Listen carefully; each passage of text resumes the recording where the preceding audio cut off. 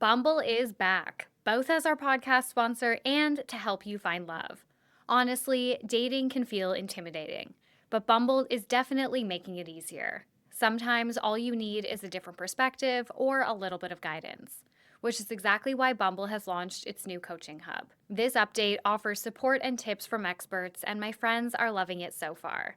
For the love of love, give Bumble another shot. Hi, everyone. Welcome to Mini Scroll, the daily internet culture podcast bringing you the biggest stories from social media, the creator economy, and the digital space every Monday through Thursday and sometimes Fridays, like today.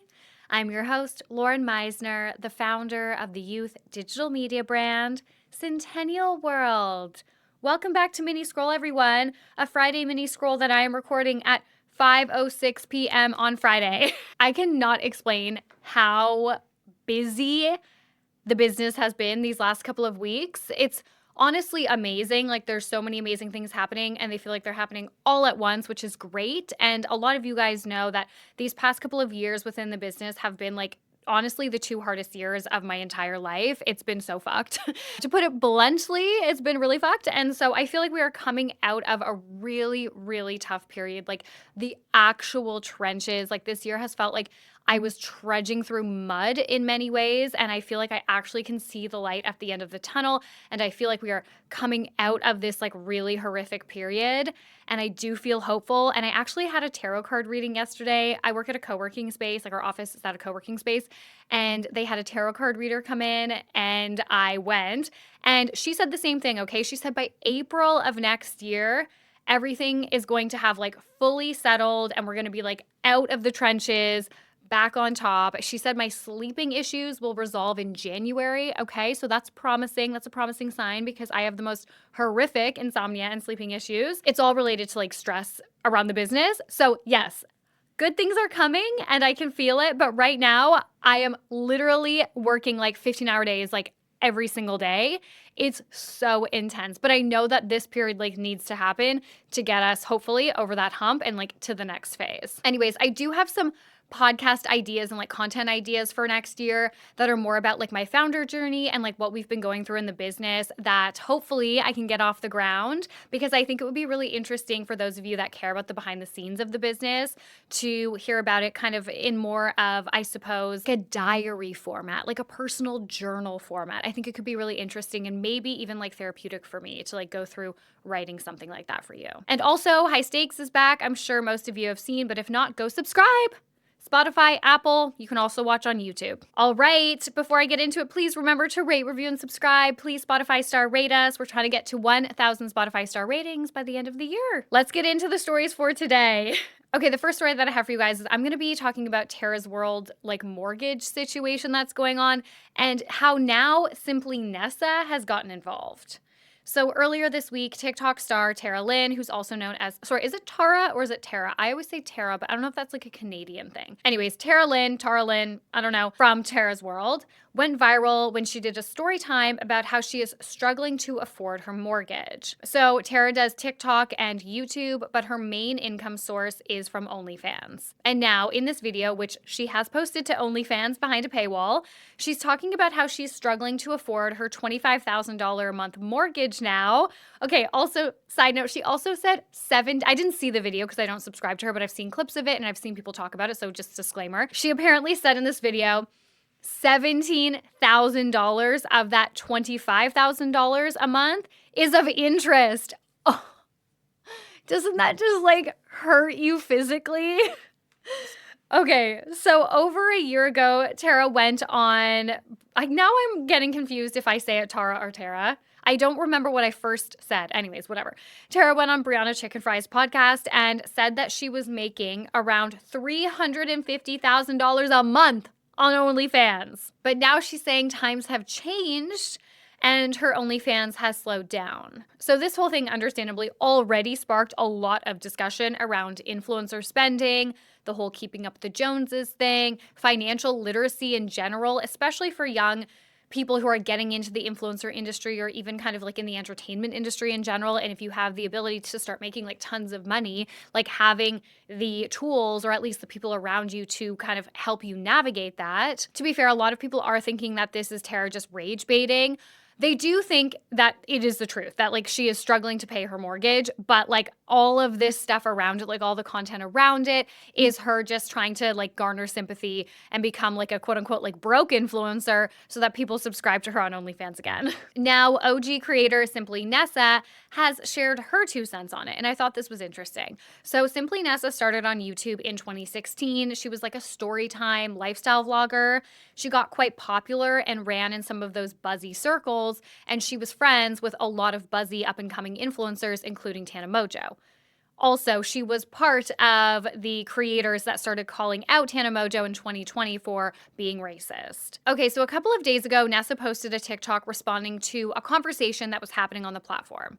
A user had posted a video saying basically like, who remembers YouTubers who were making around $30,000 a month in AdSense? Like, where are they now type of thing? Could you imagine being young, making that much money, and then having that essentially like taken away from you because you lose relevancy? Did y'all see that video of that girl asking how all the OG influencers were making $30,000 to $50,000 a month and now they're broke and e-begging on TikTok? Like, what happened to all that money? So as somebody who accumulated over 2.5 million subscribers on YouTube back in 2015, and I was literally living in LA, so I witnessed a lot of this, I'm going to give you guys the breakdown on what happened with that money. When I moved out there, I thought I was pushing it with my $2,000 one-bedroom apartment, but I had people living in the same building, just at the top floor. I was on the 3rd floor, but they were at the top floor paying $20,000 a month. And then I had some friends that lived in mansions just for the sole purpose of wanting to be able to throw parties and have people come over and make content in there. Literally paying people's yearly salaries, like $30,000, $40,000 a month just to rent this huge house. So for those of you that were also wondering, like, why do a lot of these influencers have big houses, but they're fucking empty? Not even joking, to get some good quality furniture in there, it's gonna cost you like $500,000. And don't even get me started on their Uber ego. It's like people reach a certain amount of followers and all of a sudden they can't use Uber X. And now that video got a lot of great response from Nessa. It went pretty viral, the video that she made. And now she has responded to TarasWrld's Mortgage Gate. So many of you guys have been asking me to talk about the Tara Lynn situation. The influencer who was once making over $350,000 a month is now struggling to pay her mortgage. And I mean, $350,000 is a lot of money. She ended up buying a $3.5 million home. But according to my calculations, if you're making that amount of money, you could have paid the house off within the year. When you're making all this money, like I said in my last video, you don't think it's ever going to end. You think you're going to always be this relevant and keep making that amount of money. And I did see some comments of people saying like, let's show grace to these influencers. Like they didn't know that they would fall off one day because content creation is such a new thing. Actually, there's been YouTubers since like 2009 and we've seen them fall off in 2014, 2015. Monetization has been a thing. We've seen people have the Lamborghinis, the mansions, and then the next second, it's all gone. I mean, I completely agree. Obviously, relevancy in entertainment doesn't last forever. And we have also had like decades of proof of that at this point. So I agree with her on the point that like we can't really say, oh, well, influencers, it's like a new industry. People have been making money on YouTube specifically since I think YouTube offered monetization in 2008, I want to say. You know, it has been almost 2 decades of this. We have many, many, many, like countless examples of creators who were super popular and made so much money and got so famous for a moment in time and then completely fell off. And like, where are they now? The number one thing that people are saying in Tara's comment section is, why don't you just sell your multi-million-dollar home and buy another home much cheaper? And that would solve a lot of your financial issues, queen. Anyways. The next story that I have for you guys is that StassieBaby has opened up about removing her BBL. So I try not to talk about influencer and celebrity appearance on the pod and plastic surgery and things like that, but I do think that this is an important topic and she is talking about it herself. You know, it's not speculation that she's removed her BBL. She has removed her BBL. She is talking about it. She is documenting it. So influencer and Kylie Jenner's bestie, StassieBaby, has opened up about why she decided to reverse her very talked about cosmetic procedure, her BBL, which she revealed she got at 18 years old. 18 years old. That is such a major surgery. I know people die from all types of surgeries, but BBLs are apparently particularly dangerous because of where they're injecting the fat and like the arteries and veins and stuff that are kind of around that area. Like I don't know. It just freaks me out. 18, that's such a major surgery. Okay, so in recent months, she has been candid with her followers online about the pressure that she has felt as a teen to look a certain way and how that carried into her young adulthood, explaining that she believed she had to have, quote, a big butt, lips, and boobs to fit in with the beauty ideals of the time. And I imagine being besties with the Kardashians does not help because, in many ways, they have helped set that beauty standard. So, earlier this week, she revealed that she was in recovery from removing her BBL. And then she got a little bit of backlash of people saying, like, oh, it's just trendy now to be like all natural and really waif thin and stuff again. So that's why you're just chasing like an aesthetic trend.